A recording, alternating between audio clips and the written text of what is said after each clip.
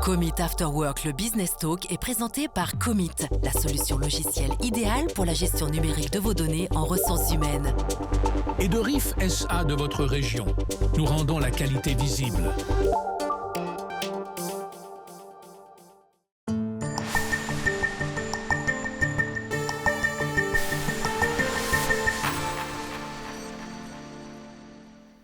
Les gens créent des problèmes quand ils sont assis et ils les résolvent quand ils se lèvent.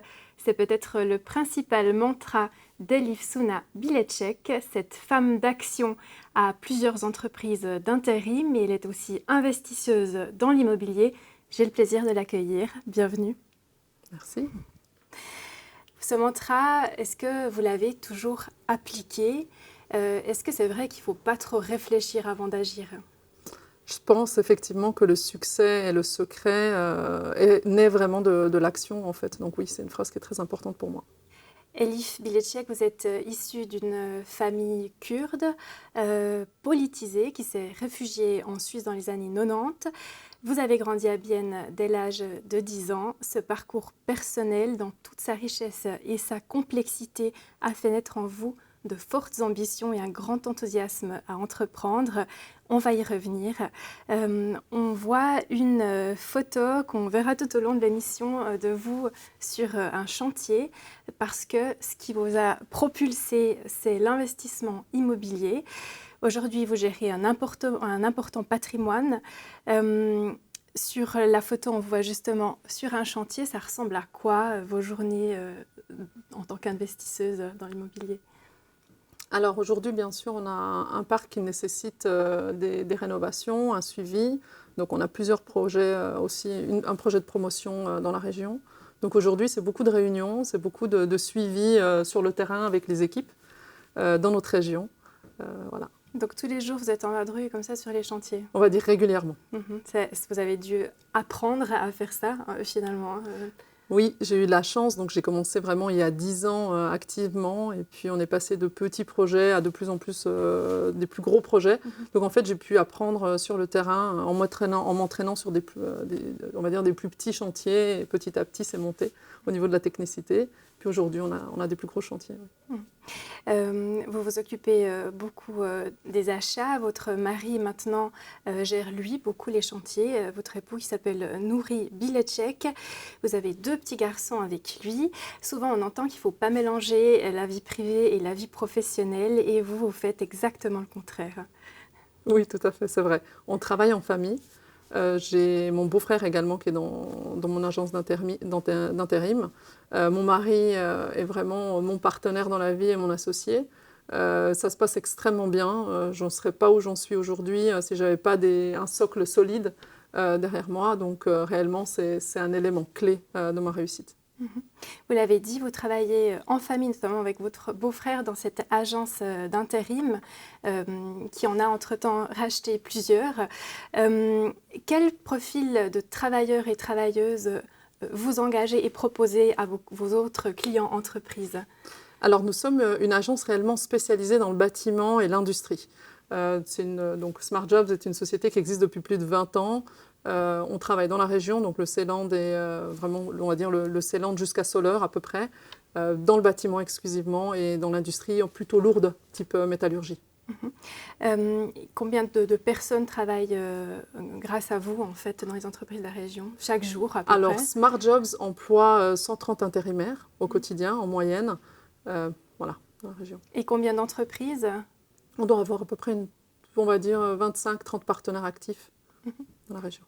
Et c'est grâce à vos gains issus de l'immobilier que vous avez pu racheter il y a 4 ans cette première entreprise en fait, d'intérim. Pourquoi avoir investi dans ce secteur-là ? Alors l'intérim, en fait, ça a été un peu une opportunité saisie. En fait, j'ai eu une première expérience entrepreneuriale très jeune. Ça s'est bien passé, ça a été très formateur du moins. Et cette envie d'entreprendre est toujours restée en moi. Par contre, j'ai constaté très tôt que le fait de fonder une entreprise était très énergivore, avait une probabilité de réussite très faible. Et puis grâce à l'immobilier, dès que j'ai appris à utiliser des fonds et des leviers, les leviers bancaires, les hypothèques, et la disponibilité en liquidité, je me suis dit justement pourquoi pas racheter une entreprise et vraiment bypasser ces 3 premières années qui sont difficiles dans la fondation d'une entreprise pour reprendre directement quelque chose qui est rentable au premier jour. Donc c'est comme ça que c'est venu. En fait, j'étais inscrite sur un site qui s'appelle Business Broker, qui vend des fonds de commerce. Et une agence d'intérim était à vendre dans la région, dans l'industrie et le bâtiment. Je connaissais plus ou moins le bâtiment. Donc pour moi, ça a été vraiment logique en fait, à ce moment-là de reprendre cette entreprise qui est à proximité. Et puis ça a commencé comme ça. Et qu'est-ce qui vous plaît dans ce secteur-là de l'intérim ? L'intérim est réellement un métier de contact. C'est quelque chose que j'aime beaucoup. J'aime beaucoup en général l'échange entre êtres humains. C'est vrai que nous, ça nous a vraiment, mon mari et sa famille, on est tous issus de Bienne. Ils ont tous eu, on a eu des magasins qui sont encore actifs aujourd'hui. Donc tout le monde connaît un petit peu un des frères de la famille parce que voilà, ils ont des épiceries, des restaurants, etc. Donc on avait ce contact en fait. Mais c'est vrai que le métier dans l'intérim, il y avait ce côté immobilier, chantier, on va dire plutôt chantier, recrutement, people business, un petit peu voilà, ce contact. Et puis ça a tout réuni. C'était un alignement parfait pour nous. Donc voilà, ça n'a pas été longtemps une question en fait. Donc ça a été vraiment naturel pour nous de reprendre ça. On a vu des photos des premières vacances en Suisse. Il y a notamment vos oncles et tantes dans la région. Vous portez quel regard sur cette période ? Un très beau regard. Mes parents aiment beaucoup la nature. Les Kurdes viennent des montagnes. Donc les Kurdes aiment beaucoup la Suisse en général. Ils aiment beaucoup les montagnes. C'est un retour pour nous vraiment à nos sources en fait. Donc en général, on partait à la montagne justement. Là, je crois qu'on était à Verbier. Très beau regard. Un beau regard et malgré tout, vous avez quand même souffert, on peut le dire, d'un manque de moyens à la maison.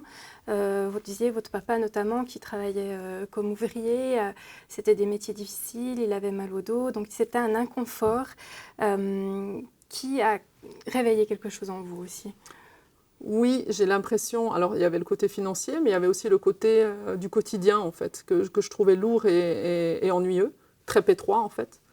Donc c'est plutôt cette frustration en fait qui m'a amenée à me questionner mais est-ce qu'il existe autre chose que ça en fait. Et après j'ai découvert justement à travers un type de modèle vers l'adolescence une porte de sortie et là j'ai pas lâché. La porte de sortie, donc ce modèle-là, parce que vous étiez à la recherche de modèles. Là, vous disiez vous avez plutôt des anti-modèles dans la famille avec des tantes qui étaient au corvée à la maison. Ça c'était quelque chose que vous vouliez absolument pas avoir. Donc vous allez rencontrer quelqu'un lors de vacances en Tunisie, un businessman, et là, ça vous lance plus ou moins dans votre tête, c'était bon quoi, il faut devenir entrepreneuse. Oui, tout à fait. Mes parents étaient très peu matérialistes. Comme je vous ai dit avant, ils étaient de gauche, plutôt communistes, donc d'autres valeurs, de très très belles valeurs hein, que je ne renie pas du tout. Mais effectivement, cette frustration m'a amenée à chercher quelque chose. Cette personne réussissait très bien, avait du moins l'apparence de quelqu'un qui réussissait extrêmement bien. Et ça a été pour moi un premier. On est allé au casino, j'ai vraiment vu une autre vie en fait, et je trouvais ça très intéressant. Enfin, ça m'a vraiment attirée. Et c'était clair au retour de vacances pour moi, j'allais lancer une affaire. Et puis alors, ce qui va vous faire passer à l'action, c'est l'anecdote de la serviette. C'est votre cousin qui va vous challenger. C'est quoi l'histoire ? Effectivement, dans la culture kurde, en fait, moi j'étais très très attachée à mon grand frère et durant les mariages, en fait, on offre des cadeaux et c'est généralement c'est listé, les cadeaux sont listés au micro durant le mariage. On arrête la cérémonie pendant à peu près 30 minutes et on dit qui a offert quoi. Et en général, il y a un peu toujours une compétition entre le côté de la mariée et du marié. Et ma future belle-sœur avait 7 frères et sœurs, dont 2 qui avaient des kebabs à Berlin, qui avaient vraiment d'énormes moyens par rapport à nous. Et ils se moquaient de mon frère en fait, en disant que lui, il n'avait qu'une petite sœur et qu'il n'allait rien recevoir au mariage. Et ça m'a vraiment frustrée en fait. Et je lui ai dit, moi je vais offrir une grande somme d'argent à mon frère. Il n'a peut-être pas de frère, mais il a une sœur. Et ils m'ont donné un ultimatum en fait. Ils m'ont dit, voilà, jusqu'à la date de mariage, tu vas offrir quoi ? Puis ils me l'ont fait écrire sur une serviette. Et à partir de ce moment-là, c'était déclenché. Et c'était combien d'argent alors ? C'était 15 000 francs. 15 000 francs. Et alors là, en l'espace de quelques mois, vous allez décrocher un mandat de vente de contrat de téléphonie. Donc vous avez engagé des gens, vous n'aviez que 18 ans. Et vous alliez vous-même aussi faire du porte-à-porte. Et puis là, vous vous rendez compte que c'était un piège en fait. Vous allez pas toucher de commission sur ces ventes. Effectivement, c'est une entreprise qui existe encore aujourd'hui. Donc, ils cherchaient des vendeurs. des mandats, on va dire, c'est des mandats de vente. Et puis, c'est vrai que quand ils m'ont vu tellement enthousiaste, ils se sont dit, bon, après coup, hein, donc j'ai relu rétroactivement ce qui s'était passé, c'est que j'étais très enthousiaste. J'ai dit, voilà, je vais vendre vos contrats. Puis ils m'ont dit, voilà, on te donnera une commission. Il te suffit de nous faxer les contrats que tu auras fait signer. Ils m'ont donné tous les contrats. Et puis, je leur ai faxé. Et puis, ils n'ont jamais répondu au téléphone et ils n'ont jamais payé. Et moi, forcément, je ne m'y connaissais pas vraiment. Donc, ça a pris plusieurs mois. Et à partir d'un moment, c'est mon papa qui m'a dit, écoute, ils ne vont jamais te payer, en fait, si tu les... Voilà. Et là, vous avez dû faire face et aller vers vos employés, collaborateurs, leur dire, Oui. j'ai pas d'argent. Et votre papa a lui-même déboursé un peu d'argent pour pouvoir quand même leur donner quelque chose. Oui. Mais ça fait naître quoi en vous, cette expérience-là? C'était très fort et très formateur. C'est extrêmement difficile. Et ça, c'est quelque chose qu'ont tous les entrepreneurs, tous les chefs d'entreprise. Ne pas pouvoir payer ses salariés, c'est la plus grande inquiétude, en fait. Donc, en fait, j'ai été confrontée à ça très tôt. Je ne savais pas quoi faire, je ne comprenais pas. Et mon papa m'a dit vraiment, parce qu'on a envie de fuir, en fait. On a honte, on se gêne. Et mon père, très vite, en fait, avant même que je puisse réfléchir à quelque chose, il m'a dit, tu vas, tu fuis pas, tu les affrontes, tu leur expliques la situation, tu les dédommages à hauteur de nos moyens et tu vas passer à autre chose. Et très vite, justement, après, je passe à autre chose. À autre chose. Et votre frère vous dit, bon là, il vous a manqué aussi, il t'a manqué les bases, en fait, de la finance, par exemple, pour comprendre vraiment comment lancer un business. Donc, vous faites des études à la HEC, Haute École Commerciale.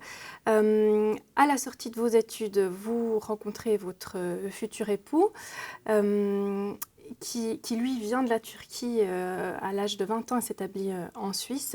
Est-ce que vous avez su dès le départ que cet homme n'allait pas vous freiner dans vos ambitions, qui étaient si présentes et si importantes?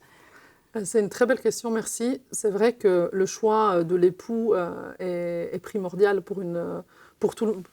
du partenaire de vie est primordial pour tout le monde. C'est vrai que j'avais vraiment un rapport à l'ambition qui était extrêmement fort. Mon mari également. Donc on s'est rejoints là-dessus. On a une religion différente, on vient de régions différentes aussi de la Turquie. Il vient d'une région un peu plus, beaucoup plus, on va dire, qui tient à ses valeurs, un peu plus traditionnelles. Mes parents étaient très émancipés, donc on venait vraiment de mondes différents. Par contre, on avait quelque chose en commun, on était très ambitieux les deux. Et en fait, c'est cette ambition qui nous a amenés là où on en est aujourd'hui, avec le recul. Donc, j'ai pas eu peur parce que réellement, on s'est retrouvés autour du business avec mon mari. Donc, vous avez travaillé pendant 7 ans dans la gestion de risque en sortant de vos études. Et vous disiez que, voilà, à un moment donné, vous avez senti que c'était la vanité qui vous tenait plus qu'autre chose, parce que c'est une position importante, vous gériez beaucoup d'argent. Et votre mari vous a challengé à un moment donné. Il a dit, ben voilà, moi je suis propriétaire de kebab, je gagne plus que toi. À un moment donné, il y a eu un déclic. Et puis là, vous vous êtes dit, bon, on va se lancer les deux dans l'immobilier. Effectivement, ça a été vraiment une douche froide. C'est vrai que quand on commence un parcours académique, moi j'ai fait des études d'économie à l'Université de Lausanne. L'Université de Lausanne avait un peu une aura où les personnes qui sortaient de cette université avaient déjà... on se sentait vraiment les rois du monde en fait. Hein. On se disait, voilà, on va rejoindre une grosse banque privée ou bien une grosse société de consulting. Et on croit vraiment déjà avoir...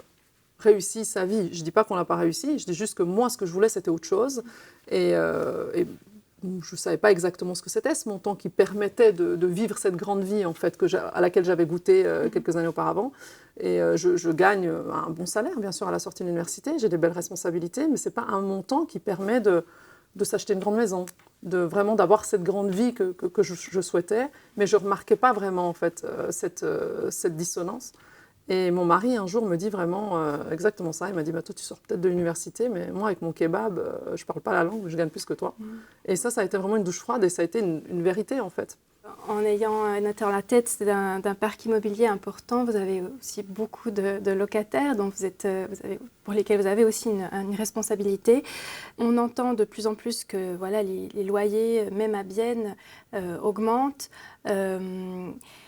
Que pour la classe moyenne, ça devient aussi parfois difficile de se loger correctement. C'est quoi votre regard sur ça ? Effectivement, les loyers en général augmentent automatiquement. Les propriétaires augmentent généralement à chaque changement de locataire. La stratégie qu'on a aujourd'hui, ça reste avec mon mari vraiment de proposer des loyers qui sont modérés. C'est non seulement pour aussi garantir la pérennité en fait, parce qu'on veut éviter les logements vacants, donc on aimerait que les gens restent plus longtemps, et puis ça nous permet aussi de mieux gérer le parc. Ça reste un métier en fait, d'être une gérance. Nous on fait la gestion de nos biens nous-mêmes. Donc en réalité, c'est vraiment une question très importante, surtout parce que de plus en plus de nouveaux logements sont construits et coûtent très très cher. Nous, on reste dans des immeubles un peu plus anciens qu'on va rénover, qui vont avoir exactement le confort peut-être d'un nouvel appartement, mais avec des loyers plus modérés parce que forcément le coût de construction sera plus faible. Et comment ça a commencé dans l'immobilier ? Qu'est-ce qui a fait que voilà, vous avez pu acheter un premier bien et qu'ensuite vous avez dit bon, c'est vraiment là-dedans qu'il faut aller? Alors, mon mari avait un restaurant. La restauration, c'est quelque chose qui est très prenant. Il le faisait depuis très petit. Il voulait vraiment arrêter à 40 ans. Et il m'a toujours dit il nous faut une porte de sortie. Donc ça a été vraiment le génie de mon mari parce que beaucoup d'entrepreneurs ne sont pas investisseurs. Ils savent entreprendre, ils savent générer des bénéfices avec une entreprise, mais le métier d'investisseur est un autre métier. Et réellement, pour lui, c'était clair. Il me disait, voilà, il faut qu'on investisse dans l'immobilier pour être indépendant en fait, de nos activités au quotidien dans l'opérationnel. Donc il me dit, voilà, écoute, il y a beaucoup de gens qui investissent dans l'immobilier, et c'est vrai, ça c'est connu. Et puis on a commencé un petit peu comme ça, en se disant, voilà, on avait mis de l'argent de côté pour acheter une maison. On n'a pas trouvé de maison, on a acheté un appartement. On avait un surplus d'épargne. Et avec ce premier surplus d'épargne, on achète, il y a environ 10 ans maintenant, un premier appartement aux enchères qu'on va rénover, vendre. Et puis là, je vois un petit peu comment ça se passe, le gain que ça amène. Et là, la machine est lancée, parce que moi, c'est ce qu'il fallait. En fait, il fallait juste une étincelle. Et après, ça a pris.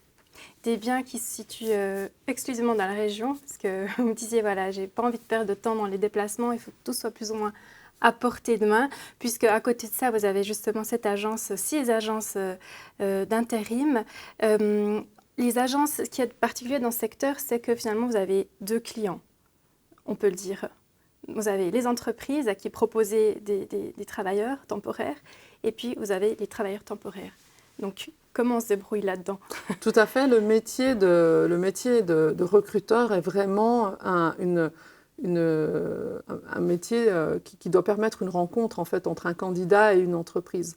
Un candidat n'est pas un produit fini, c'est un humain. Chaque humain a sa complexité, a ses envies, sa formation, ses besoins, etc. Donc aujourd'hui, et en plus on est dans un marché, on le sait, qui est plutôt sec, surtout dans les métiers du bâtiment, qui sont un peu plus boudés par les nouvelles générations. Ce sont des métiers qui restent durs, mais la Suisse est extrêmement adossée à son métier, enfin à sa branche du bâtiment. Donc il y a d'un côté un secteur qui est en constante croissance, qui a constamment besoin d'employés et de main-d'œuvre. Et de l'autre côté, on a des métiers qui sont dévalorisés ou que les jeunes générations ne veulent plus faire. Donc aujourd'hui, vraiment, c'est ce que je dis toujours, on a 2 clients. On a l'entreprise qu'on doit trouver, mais en réalité, le plus gros client, ça reste le candidat, en fait. C'est de pouvoir attirer des talents, organiser en fait, l'arrivée de ces talents sur le territoire, s'occuper de leur intégration parce qu'on fait appel aussi à de la main-d'œuvre étrangère en Suisse. Ça représente quelle part de vos clients, la main-d'œuvre étrangère, plus ou moins? Habitants en Suisse, je dirais 30% qui viennent d'étrangers. 30%, ouais. Le reste, ça reste des ressortissants, on va dire des Suisses, mais voilà, originaires, ça peut être du Portugal, de l'Italie, de l'Espagne en général, ou des Balkans.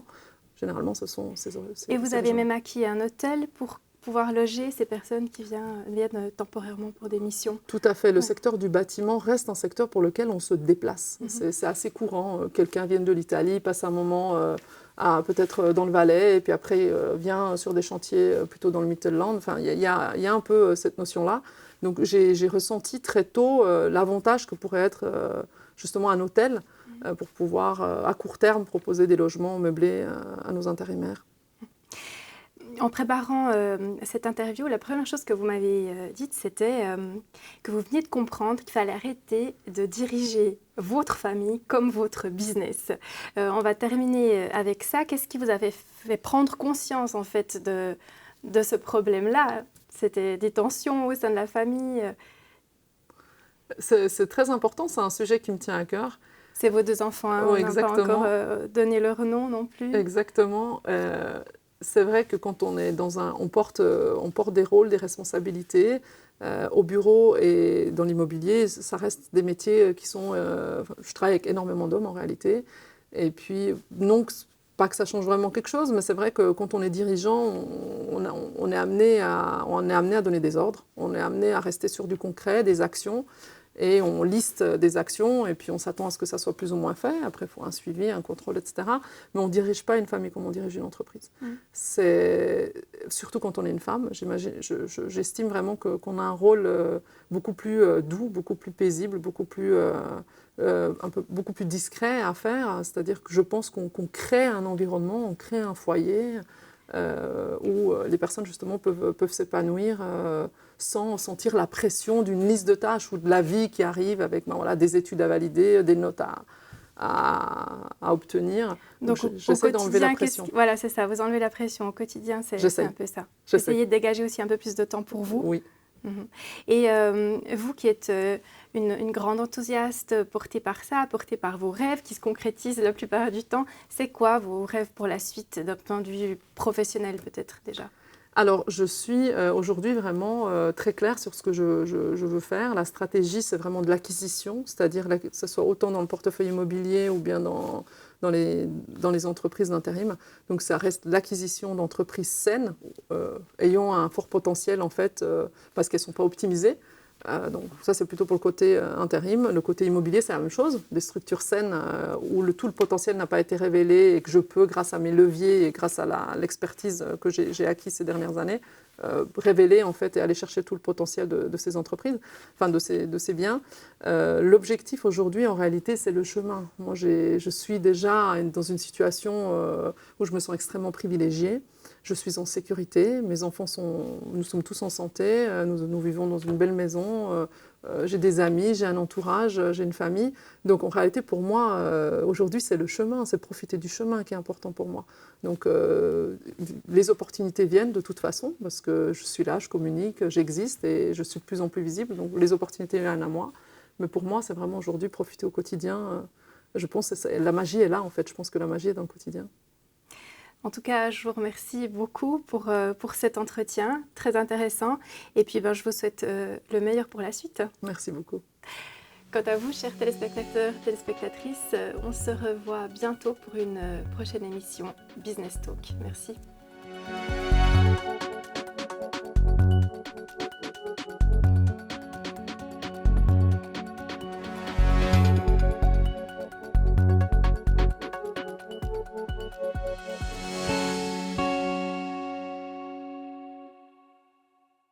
Commit After Work, le Business Talk, a été présenté par Commit.